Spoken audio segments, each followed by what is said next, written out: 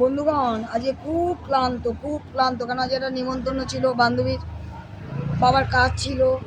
ওরা তো দেখলেই মানে তাড়াহুড়ো করে ওদের ভাত দিলাম, দিয়ে থুয়ে তারপর আবার বেরালাম গরুর মতো। তাও কটায় গেছি যেন ওর বাড়িতে, তোমরা তো শুনলে হাসবে, কারণ লোকের বাড়িতে নিমন্ত্রণাতে যায় না, আমাদের যেতে লাগে, কিছু করার নেই। আমার তো দেখো ছানা পোনাদের তো দিয়ে থুয়ে তারপরে আমি 5টার সময় গেছি।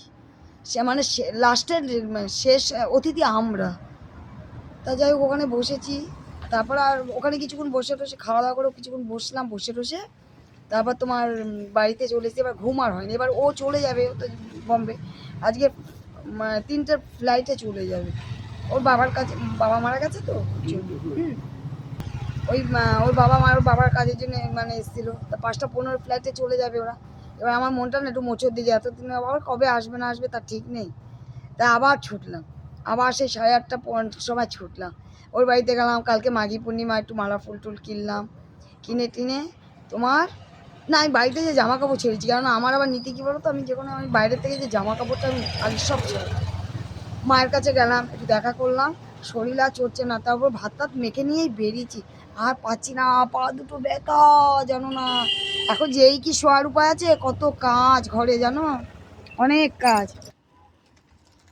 হ্যাঁ আজকে বিয়ে বাড়ির গন্ধ পেয়েছে মানে, ওই দেখো ওখানে বসে রয়েছে, ওগুলো আসলো না, মহা বদমাস। বাচু আছো আছো আছো আছো, তোমরা খেয়ে নাও খেয়ে নাও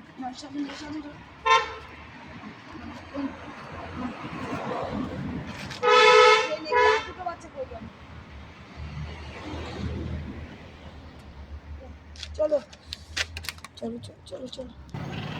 এটাকে খাইয়ে খাইয়ে তোমার গায়ে মাংস করেছি।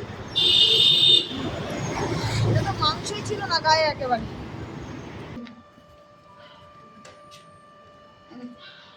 পটাইনি দুপুরে আসেনি, ও দুপুরে খেতে আসেনি। পরে একটু দূরে যাও না, এখানটা খারাপ, ওখানটায় ওটা খেয়ে নে বন্ধুগণ, রাত ছেড়ে গলিতে যাচ্ছি। শুভরাত্রি।